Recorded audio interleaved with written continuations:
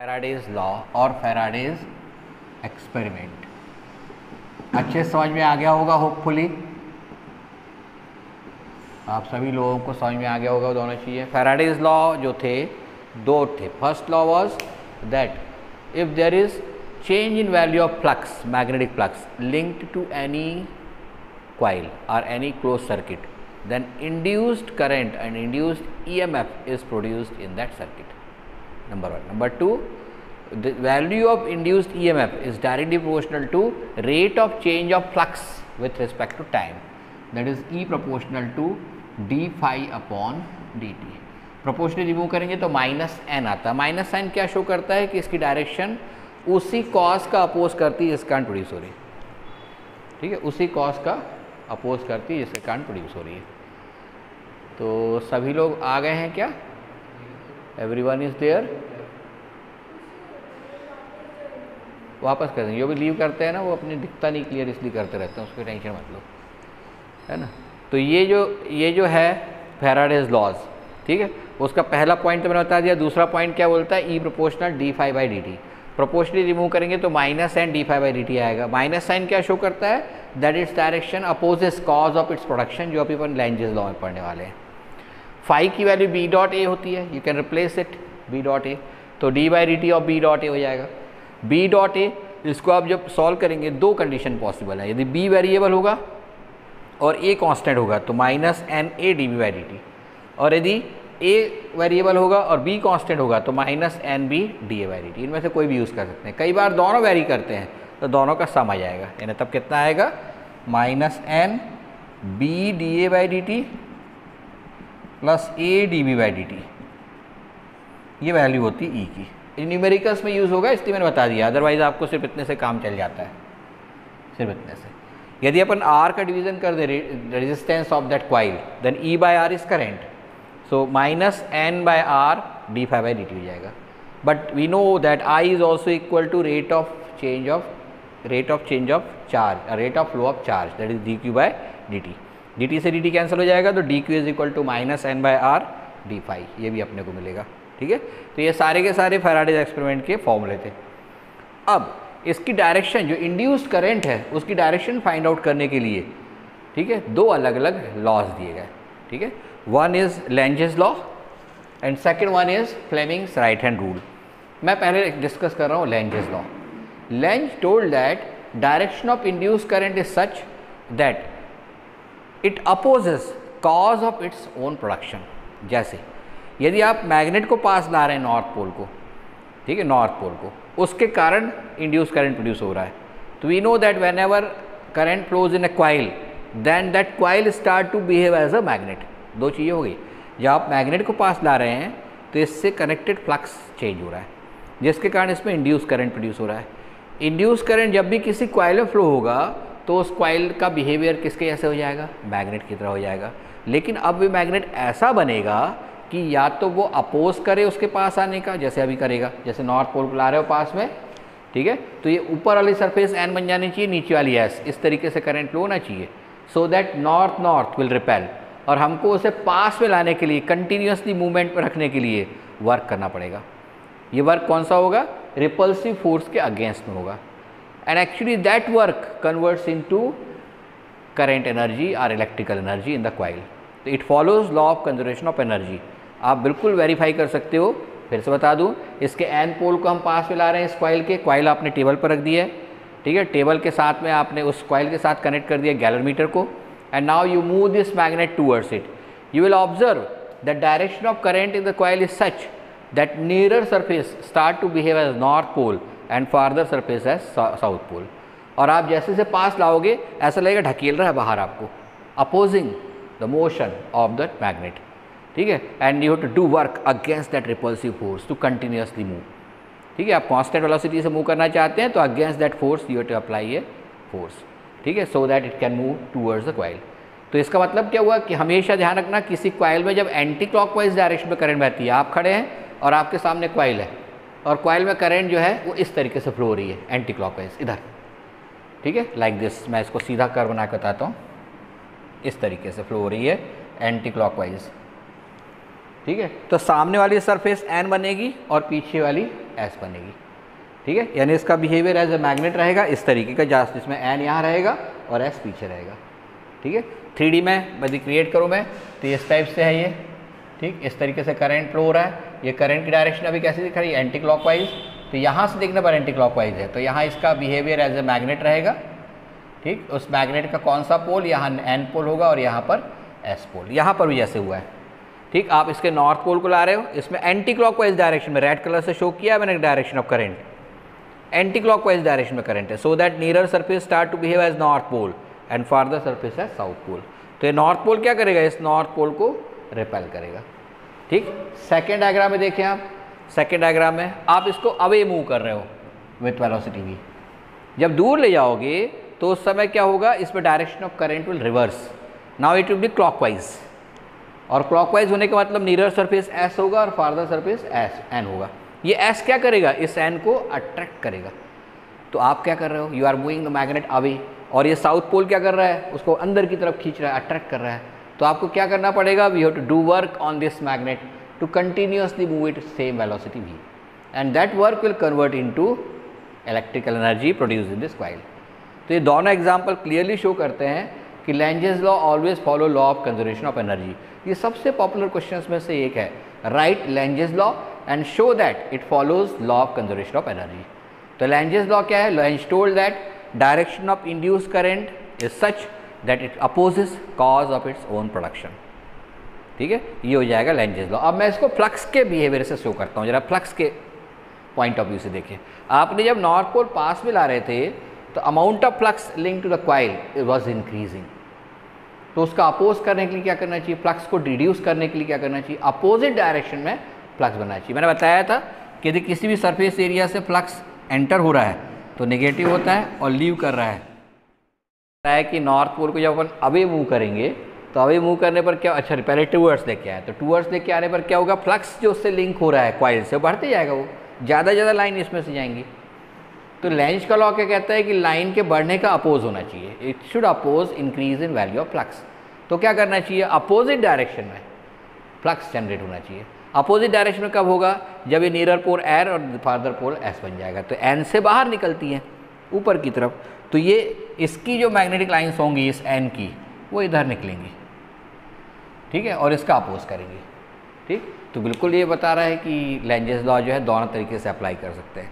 ठीक, और किसी भी कॉइल से फ्लक्स बाहर निकलने का मतलब क्या है कि ऊपर वाली सरफेस एन और नीचे वाली सरफेस एस बन जाएगी।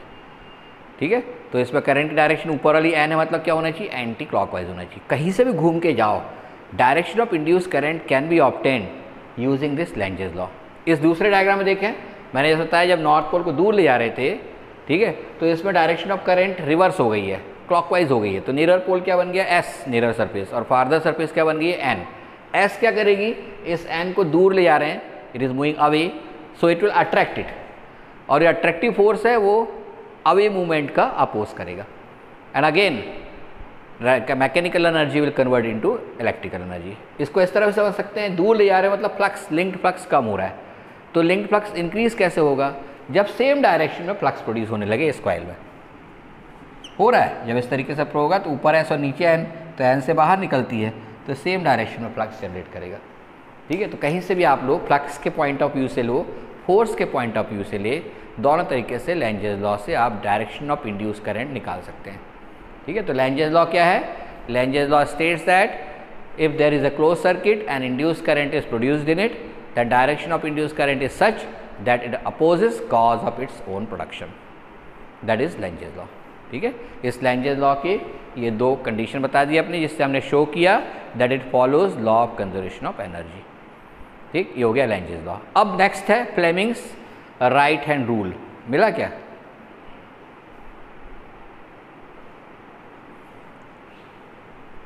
ये फ्लेमिंग्स राइट हैंड रूल मैंने बनाया है डायग्राम। ठीक है, लेकिन इसको आप किस में, प्रेजेंटेशन में जाके देख सकते हैं। प्रेजेंटेशन जो है उसमें आप देख सकते हैं और क्लियर आपको दिखेगा प्रेजेंटेशन में। प्रेजेंटेशन कौन कर रहा है भाई, सावी वीडियो इज प्रेजेंटिंग। ये आपको दिखाई दे रहा है, यही डायग्राम मैंने बनाया है, पर अब ऐसा है कि मेरी ड्राइंग तो बहुत ही खतरनाक है, ठीक है। तो अभी कोशिश किया है मैंने कि ये डायग्राम सही बने, ठीक है। राइट हैंड, तो पहले आप जब भी परीक्षा में यूज़ करते हो तो देख लेना राइट कौन सा लेफ्ट कौन सा है, अक्सर गड़बड़ होती है। तो राइट हैंड रूल क्या कहता है कि we stretch our right hand in such a way that thumb, first finger and middle finger are perpendicular to each other, perpendicular to each other. Then if this middle finger, ठीक है, अभी middle finger नहीं, अपने को किसकी value पता होती है इससे, force. If direction of force applied on the conductor is indicated by thumb, direction of magnetic field is indicated by first finger, then direction of induced current is given by middle finger, ठीक है। Direction of induced current is given by middle finger. अब इसी में यदि अपन देखें, अब इसमें तो मोशन हो ही नहीं रहा ना, अपन ऐसा मान के चल सकते हैं इसको पास में ले आ रहे हैं टूवर्ड्स, ठीक है। तो इसको ऊपर ले आ रहे हैं, तो डायरेक्शन ऑफ फोर्स कहाँ होगी, ऊपर होगी। डायरेक्शन ऑफ मैग्नेटिक फील्ड कहाँ की तरफ है, नीचे की तरफ है। तो करंट डायरेक्शन इसमें तो नहीं निकलेगी, तो इसमें तो लेंजेस लॉ से ही निकालना पड़ेगा, ठीक है। लेकिन कहाँ निकलेगी मैं एक डायग्राम में और समझा देता हूँ। सपोज एक मैग्नेटिक फील्ड है क्रॉस, और आप इसमें एक रॉड को चला रहे हो, कितनी वेलोसिटी से, v वेलोसिटी से। इसका a एंड यहाँ है, b एंड यहाँ है, ठीक है। तो अब ये मैग्नेटिक फील्ड की डायरेक्शन है। इसमें मैं देखना चाहता हूँ कि डायरेक्शन ऑफ इंड्यूस करंट इस AB में कहाँ से कहाँ होगी, ठीक है। तो राइट हैंड रूल लगाएंगे। ये डायरेक्शन ऑफ फोर्स हो गया इधर अंदर की तरफ, डायरेक्शन ऑफ मैग्नेटिक फील्ड अंदर है क्रॉस, तो डायरेक्शन ऑफ करंट कहाँ होगा, अपवर्ड। अपवर्ड होगा मतलब इधर होगा, ठीक है। ये डायरेक्शन ऑफ इंड्यूस करंट होगा। इसका मतलब क्या हुआ कि कौन सा पॉइंट हायर पोटेंशियल पर होगा। मैं इसको थोड़ा डिस्कस करने के लिए थोड़ा बड़ा डायग्राम बना दूँ। ये तो समझ में आ गया ना, आपको डिस्प्ले में दिख रहा होगा। If thumb is kept in the direction of force applied on that particular object, this first finger is kept along the direction of magnetic field, then this middle finger indicates direction of induced current which is flowing in that particular part of the circuit. Repeat, if there is a particular part of circuit which is in motion and it is placed in a uniform magnetic field, then induced current is produced in it. This direction of induced current is obtained using Fleming's right hand palm rule. It states that if thumb indicates direction of force applied on that particular conductor, first finger is kept along the direction of magnetic field intensity, then middle finger indicates or shows direction of induced current which is flowing in that conductor. ये मैंने छोटा सा example यहाँ बनाया है, इसको थोड़ा बड़ा करके बना देता हूँ मैं, ठीक है, ताकि अच्छा रहेगा। तब तक मैं लेंजेस लॉ वाला जो डायग्राम है उसको मिटा देता हूँ। हाँ, बदल देना उसको, कहना ये वो फिसल रहा है उसमें, दूसरा दे कहना।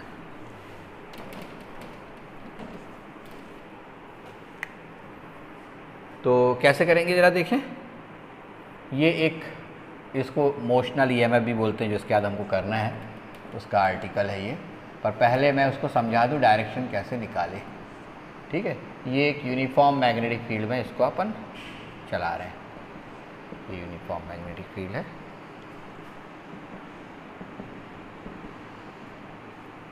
ठीक। We are moving in this direction, ये वेक्टर b है, ठीक है, v है।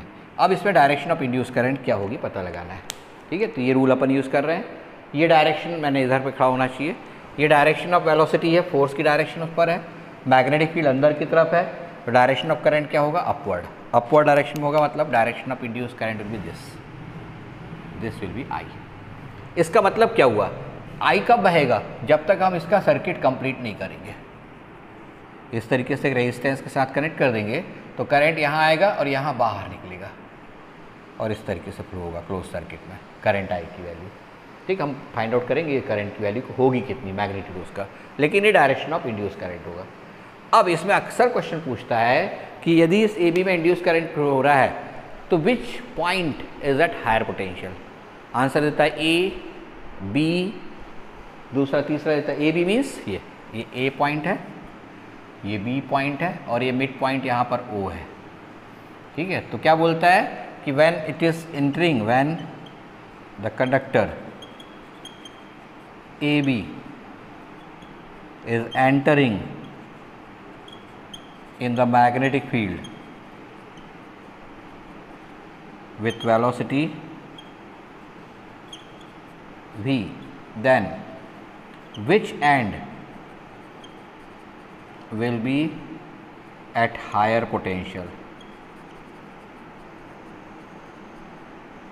आंसर दिया है A B O can't say. ठीक है, इसका आंसर आप लोग मुझे बताओगे जो जिसको इसको कुछ समझ में आया हो। फिर से रिपीट कर दूं, इसको जब मूव कर रहे हैं अपन इस कंडक्टर को, तो कंडक्टर को मूव करने पर ये डायरेक्शन ऑफ फोर्स हो जाएगा, डायरेक्शन ऑफ मैग्नेटिक फील्ड हो जाएगा, डायरेक्शन ऑफ करंट कहाँ हुई, इधर। मतलब inside the conductor direction of current is from A to B. लेकिन हमको करंट पूरा पास हो रहा है, क्योंकि करंट तब तक पास नहीं होता जब तक सर्किट क्लोज ना हो। तो सर्किट को क्लोज करने के लिए यहाँ से मैंने ये यहाँ से एक वायर से कनेक्ट करके रेजिस्टेंस आर कनेक्ट कर दिया। तो अब करंट, इंड्यूस करंट आई है, फ्लो हो रहा है। ठीक, तो हम पता लगाना चाहते हैं कि इस करंट की डायरेक्शन यदि इतनी है, इसके अंदर इधर है, तो पोटेंशियल किसका हाई होगा, ए का या बी का, किसका हाई होगा? कौन कौन बता रहा है आंसर?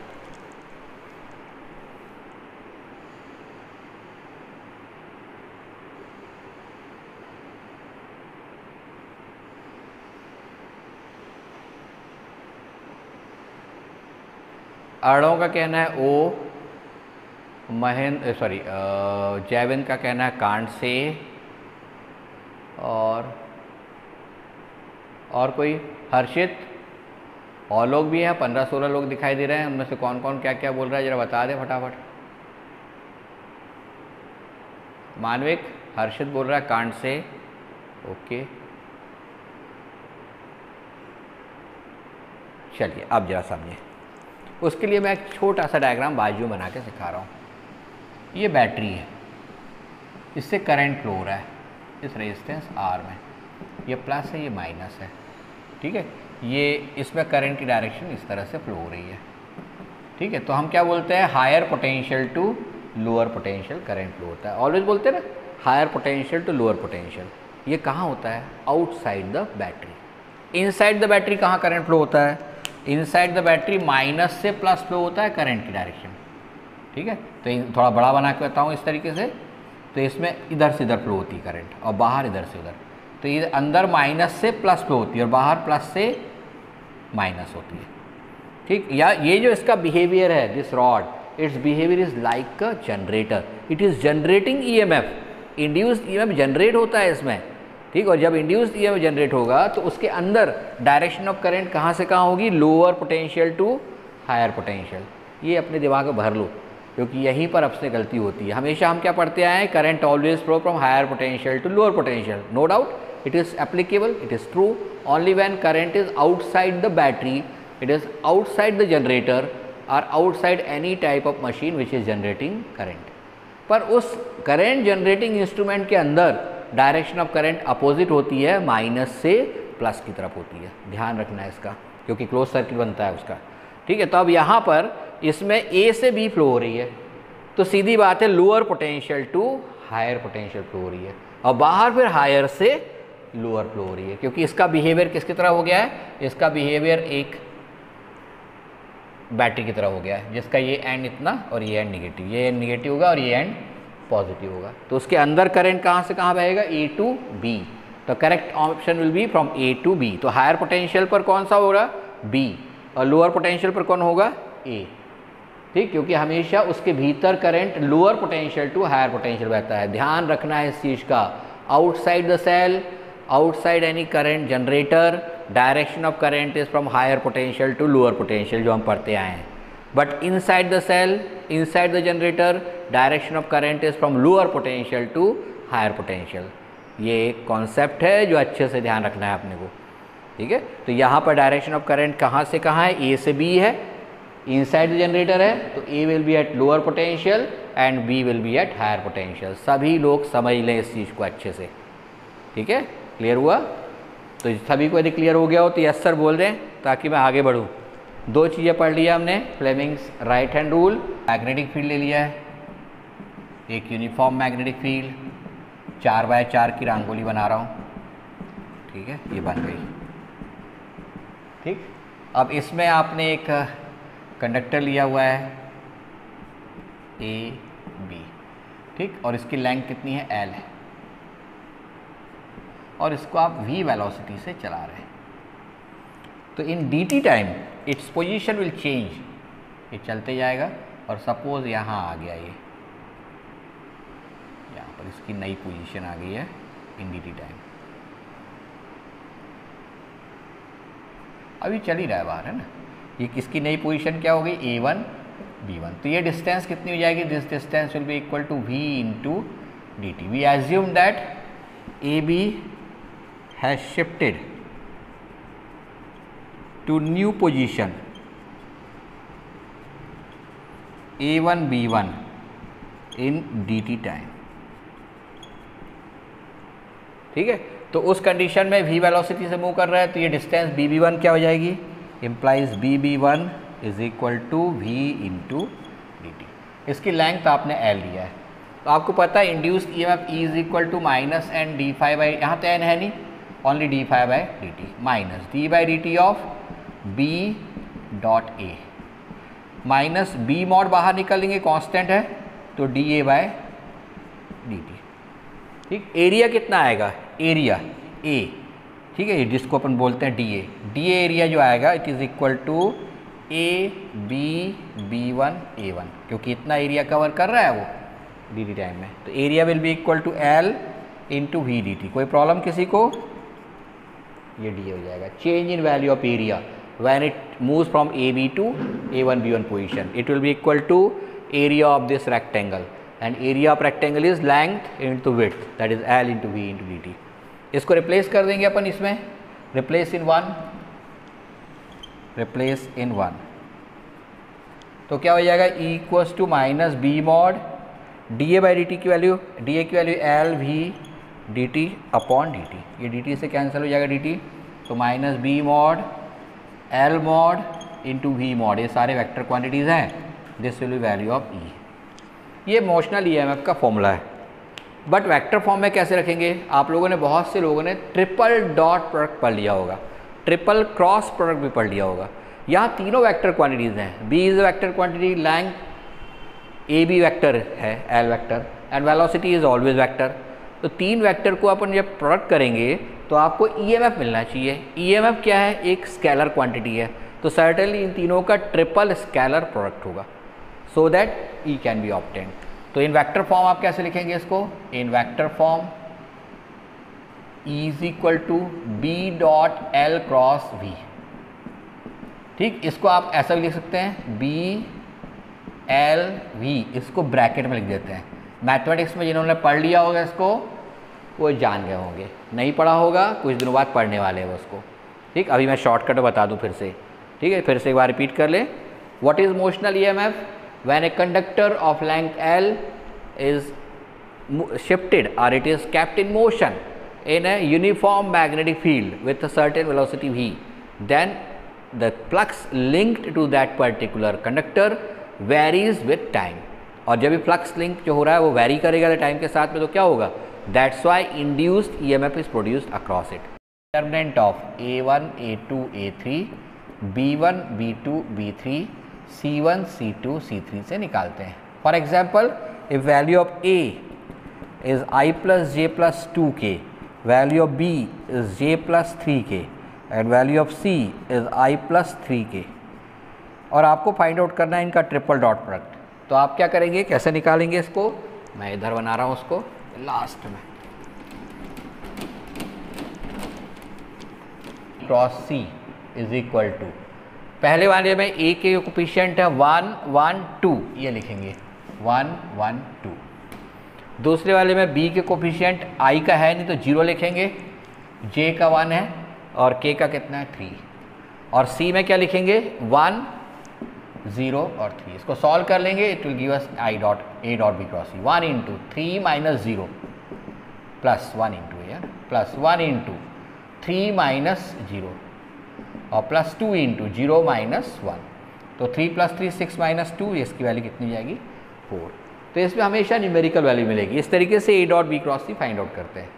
ठीक है, a dot B cross C की वैल्यू 0 कब होती है, a dot B cross C actually ये volume, it shows volume of a cuboid. ठीक, जैसे कि ये इस टाइप का है क्यूब, मैं बना देता हूँ यहाँ पर,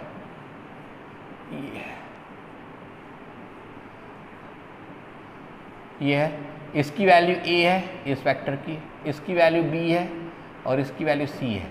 तो इन तीनों का ट्रिपल डॉट प्रोडक्ट इसका होल वॉल्यूम होगा, ठीक है। तो it is also equal to volume of a cuboid और वॉल्यूम ऑफ ए पैरेललोपाइड,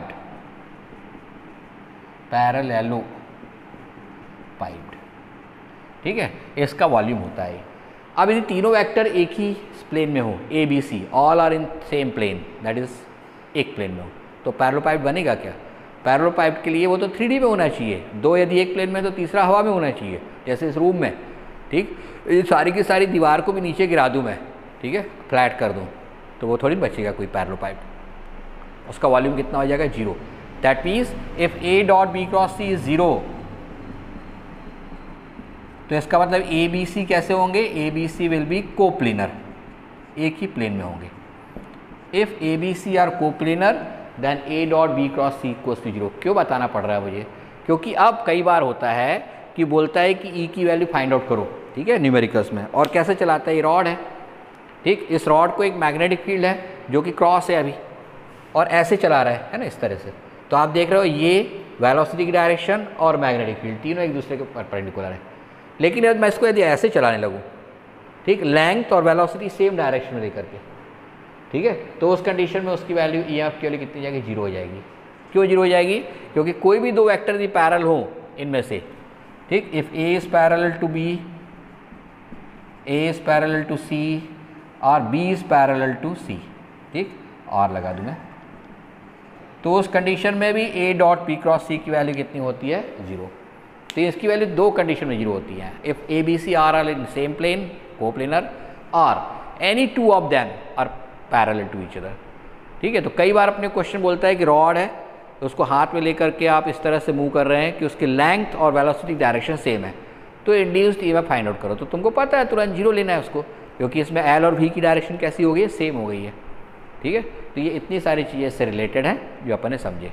तो मोशनल ईएमएफ पहले अपन ने समझ लिए कि when we take a wire rod and move it in a magnetic field, then it cuts the flux, and that's why by Faraday's law induced EMF is produced across its length. That EMF is defined as motional EMF. Clear? This value of motional EMF is equal to E equals to B dot L cross B. ये अपन ने find out कर लिया। तो ये आज का हिस्सा है जो अपन ने किया, ठीक है।